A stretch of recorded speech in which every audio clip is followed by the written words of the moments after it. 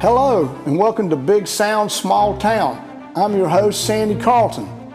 The small towns and communities of Cleveland County, North Carolina have long been a hotbed of music in all its many forms. Several Cleveland County musicians have found commercial success and critical acclaim in the music industry. Yeah, everybody knows that Earl Scruggs, Don Gibson, Patty Loveless, and Alicia Bridges are from Cleveland County. Donald Byrd, too. So this is not a podcast about them. This is a podcast about the musicians who are still here to keep music alive here. This is the stories, and you need to know them and know the people who are making the music. This is not your normal podcast.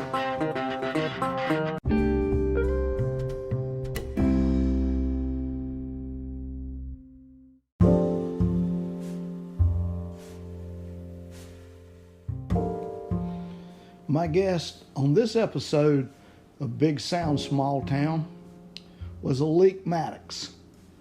Aleik is a guitarist and singer, great musician. He's of the next generation. He's a young guy. He's 23. This was his first actual podcast that he'd ever done, and he was a little nervous, but he came through it great. We did it in Hannah's Coffee Shop. It was a very crowded afternoon. There's a lot of noise in it, but you shouldn't let that take away from his story. It is a good story, and he's a young man you need to know about. Listen up.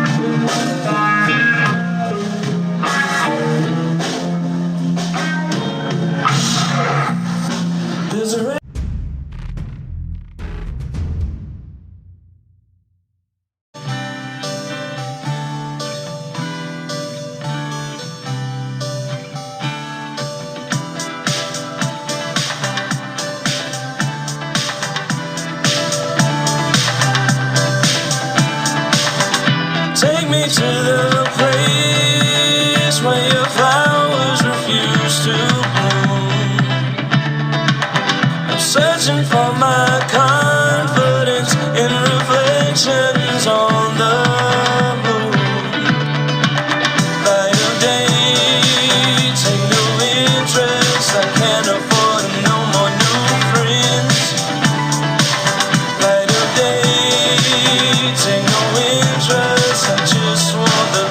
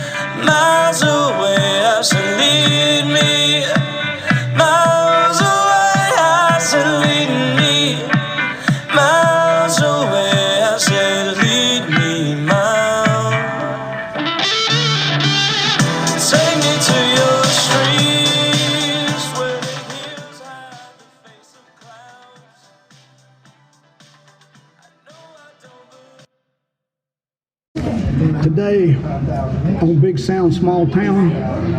We're coming to you from Hannah's Coffee Shop on East Marion Street in Shelby, North Carolina. And my guest is a second generation Cleveland County musician.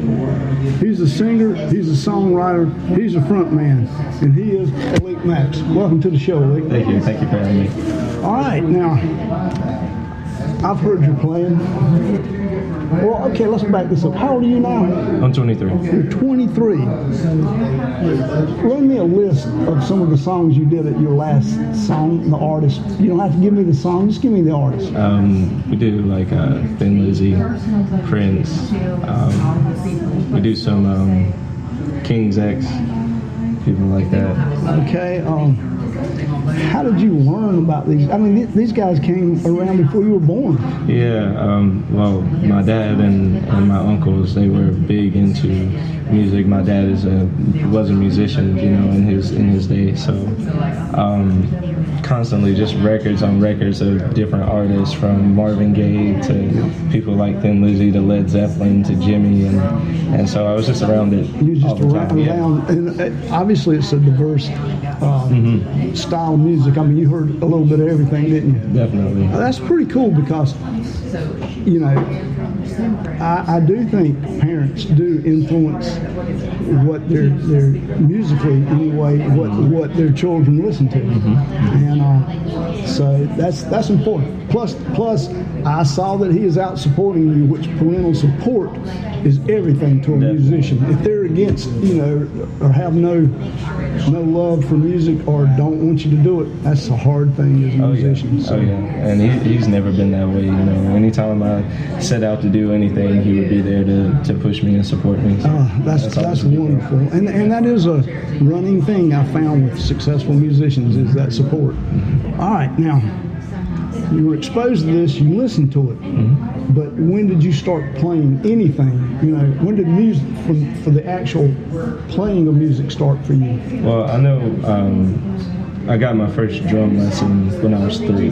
Okay. And I put it down for a long time, and I know my aunt had bought me this little acoustic, like a kid's acoustic guitar, and I broke every string on it except for 2.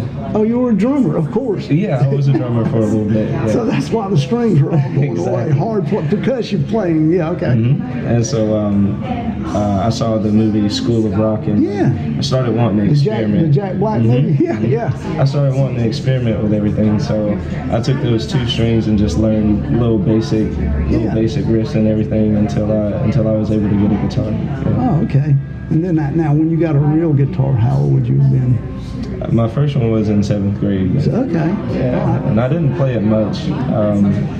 I didn't really start getting serious until I started playing drums in my church. Okay. And then I saw the Jimi Hendrix, his documentary. That changes everybody's life. I mean, yeah, it changed mine even. It was very enlightening. Yeah. And I just saw the way of being able to express myself through, because I've always felt it, but I didn't know that I was able to express it, you know, until I saw that, and I was like, okay, I got to start playing again. So you gave up the drums at that point? No. Still played them in the church. Yeah. Okay. I think that's a little bit of ADHD. well, you know, that's a beautiful thing too, because I've learned that drummers a lot of times make really good any other instruments because they already have the rhythm set and the timing down, which is important with drummers. Very true. So that is a good foundation. All right, so you're getting serious with this. So are you picking this stuff off of YouTube, or are you picking this up off of listening to it and just going back and, you know, repetitively listening to it? A lot of my first beginnings was repetitively listening. Yeah. You know, I got my guitar lessons from a guy named Jonathan Sloan. Yeah, I know Jonathan Sloan. Yeah, he was fabulous amazing. Guitarist. Yes. Yeah, so he showed me the scales and the chords and everything, and once I started learning that, I was able to pick up what I heard and take what he taught me and figure out different things. You know. So, what was the first song that you thought you really had down? The first song that I really had down, I think it was Angel by Jimi Hendrix. Yeah. I found an old recording that he did before he actually got to London, and I would listen to it over and over until I got it right. So that was the first one. I was pretty proud of that. Yeah, I could see where you would. I mean, that's still a powerful song. I mean, it is good, and it's one not covered by very many people. That's true. So it's you know the ones that everybody does. Right. We've both done them 100 times, you know. But it's well, it's good that you started with some lessons. And were you playing while you were in high school? Were you playing with other people? No, not yet. I didn't start playing until my senior year. I had gotten good enough to try out for the marching band, and that year, coincidentally, we were doing a hair band show for our marching band. So there was Poison, there was Guns N' Roses, and Motley Crue, and all of that stuff. So I got to learn all you go. You got to learn that. Were you were a drummer during this time? No, I actually was playing guitar. Playing guitar. Yeah, I was in the pit crew. Oh, okay. And that's where Timmy, the bass player for Turbulent Society, that's where he was there too. Oh, okay. All right. Oh, that's pretty cool then. Yeah. See, well then, that's getting a good foundation, a musical foundation. Were you learning to actually read music and stuff too during that time? I tried. Yeah. I got a really late start on it, but I think in high school you had to take like the beginner courses for all of it. So I was a senior. So you didn't have to. You got to skip all that kind of for the most part. Yeah. Well, now at this time, were you singing, or when did the singing become? I've been singing all my life. Your dad told me that you about came out of the womb singing. That's what he told me. He said I was born singing. So, yeah, I believe it. I remember my brothers and my sisters, we found the Temptations movie. Yeah. We would sing it over and over. We would watch it over and over, and so, it just started from there. I actually didn't know that, anything that I was doing the whole time was a talent or a gift. Some people say it was just something that I liked doing. I definitely didn't think I would be. Did y'all sing like different harmony parts and stuff? Oh, I don't know if we ever got to that part. Got that far yeah. But me and my sister used to sing a lot in church over the years. So that's good. That's a good foundation. There again, the church is a big part of a lot of people's music foundation. That's true. You learn almost everything you can learn in church. You do. Harmonizing, you do. Timing, being able to sing with others, and sharing those moments of emotion and being able to communicate that with whoever's listening. Because there is a lot of emotion there. Oh, yeah. I mean, I've seen of late it's a sad thing to say, but I've seen some wonderful musicians at funerals. That's true. I mean, I played my share of them too, but there's some of the people that are playing funerals around this town are really good musicians. Definitely. In fact, I think one of them may even have a band around here. So. All right. So when did you put yourself out? How did you put yourself into your first band? Into my first band, my dad had a friend.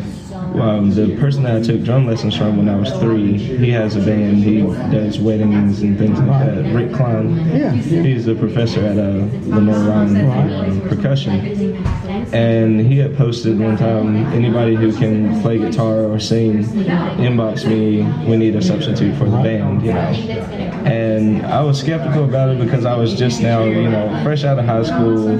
I wasn't really confident in my abilities, but I went for it, and we started playing. Every so often he would need a substitute for different gigs, and it started from there. He just sends you a set list, and you just learn them. Mm-hmm. And it was a lot of pressure. I was terrified because, I had never really had a deadline on when I needed to learn anything. So I'm going with like half the lyrics and half of what I've heard on the radio. So you were having to sing and play. Yeah. Yeah, that's hard now. I mean, I've filled in it's hard to fill in doing both. Oh yeah. I mean, that does put the pressure on you. I can learn somebody's set list and go out and play it pretty quick if I don't have to learn the words to the song. Right. And sometimes you know them, but sometimes you don't. That's true. You know? But that's the good thing about playing with those guys. If I was ever unsure about a part, they would just pick it up where I left off. So.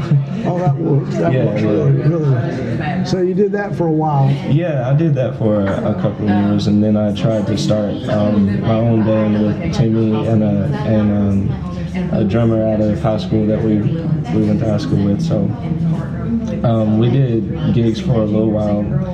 And that died off a bit, after a while. And then I met Rick through Nikeo. Oh, that's how you met. I was wondering how you met Rick. I actually took drum lessons from Nikeo when I was in middle school too. There's nothing wrong with that. I mean, if you're going to take drum lessons, that's a good person to take them from. Fine drummer. So that's how you met Rick, was through Nikeo. Mm-hmm. Is that when you guys put together the Turbulence Society? Yeah, I had went over and he laid out some tracks that he wanted me to hear and try to write to, and I wrote lyrics to 2 of them, and he enjoyed it, so we just took it from there, and we got the name for ourselves and everything. Was it natural? I mean, did you feel comfortable right off the bat? I did. I was more nervous about my own writing and everything, but as far as his energy, he was so open to everything, and you can feel it, and so that was a real. Did you guys have a guitar playing chemistry pretty quick? Yeah, and that was awesome. That's good. Awesome. He showed me a few things. Yeah, he knows. Showed me a lot of things. He knows a lot too. He's like Jonathan. I mean, yeah. I think though,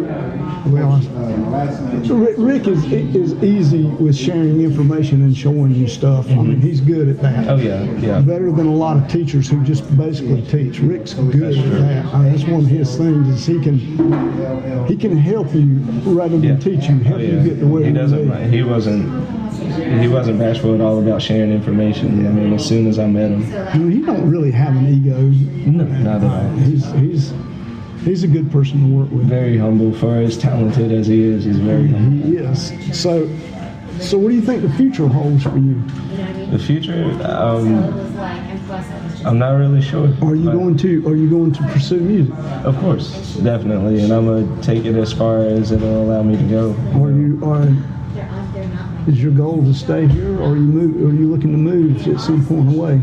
I'm looking to move at some point. I figured so much with the talent you have. I figured this might be a little confining. A bit. I mean, the opportunities to do what you do are limited here. Mm-hmm. They really are. Mm-hmm. But this is a good place to get those chops down and get your performing down. And you come across a lot of people like Rick and others who are here, and you pick up a little bit from each one of those people, and it kind of adds to your character and to your presence as a musician. And then when you take that somewhere else, it's like, so it's kind of like a little training ground. And that's good because this is a good training ground. The musicians are good. There's a lot of experienced, I won't call them old, but experienced musicians, seasoned to learn stuff from that you can learn without having to make the mistakes and trip all over yourself. Definitely. Are you doing, I see that you wrote stuff with Rick.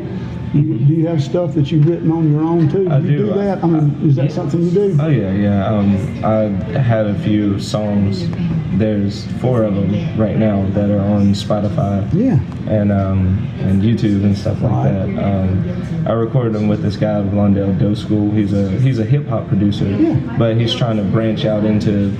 And he's that's the going thing these days. I mean, you see that happening almost every day. Is you're looking like Billy Ray Cyrus has actually brought his career back to life that way. And then what's the Get Up guy, Blanco Brown? You know him? Well, so I mean that's kind of a meshing of styles these days, which has been successful for people doing it. And I could see that working with what you do. I mean, that's good. That's good. He's a really great. I mean, his mixing and his ear for for sounds and music is really great. So it was a pleasure working with him. Did you play? What did you play on that guitar? And did you play anything? I played the guitar, and I laid down like the basic. If there was a piano part Right. or anything like that. And as far as arranging it and putting it together, he did. Right, yeah, that's good. I mean, that's good.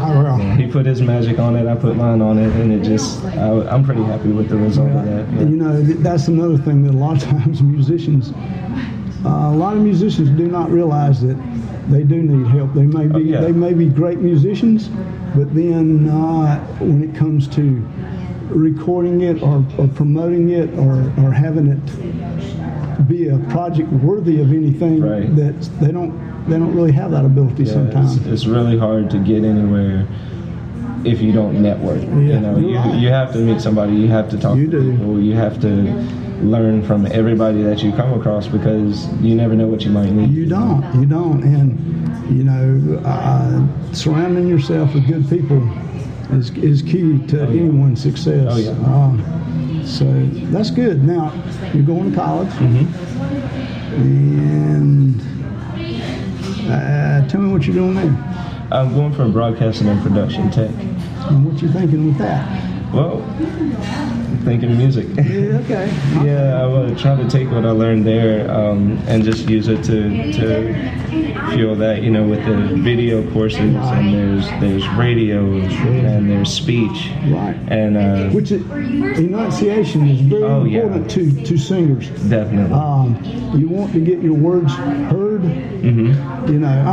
Okay, you go back to the Rolling Stones, nobody knows what Mick Jagger ever said on any, but that doesn't work always. No, it doesn't always work. I mean, but the people, if you have words you want people to hear, right. Enunciation is key. Right. Some people just really play the beat and the words are part of the song. Yeah, just an ad lib. Exactly, and like that's James okay. Brown. Exactly, and that works, But because nobody cared what James said. No. Other than his little courses, the rest of the stuff, nobody cared. Yeah. Because it was that beat. Yeah. It was his hooks. And of course his entertaining style. And his tight bands. Oh yeah. But you're right. So that's good. It sounds like you got yourself pointed in the right direction. I'll try. And I'm hoping that I'll come back to you and do this, like I come back and I say, Aleik, man, I know you're famous now, but could you give me just a little tiny bit of time? Oh yeah. Tell me about your new project. I'm looking forward to that day, because I believe you can achieve that. I hope so. I do thank you for taking time out of your busy schedule to come and sit here with me. Thank you for having me on. It's a pleasure. Thank you.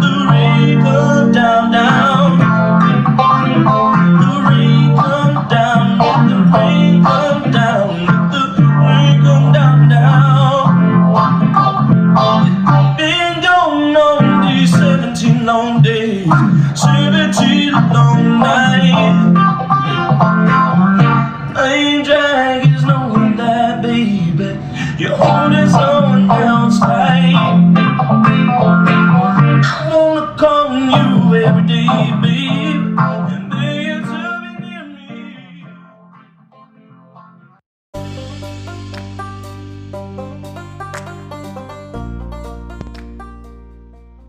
Well, that does it for another version of Big Sound Small Town. Hope to see you again soon.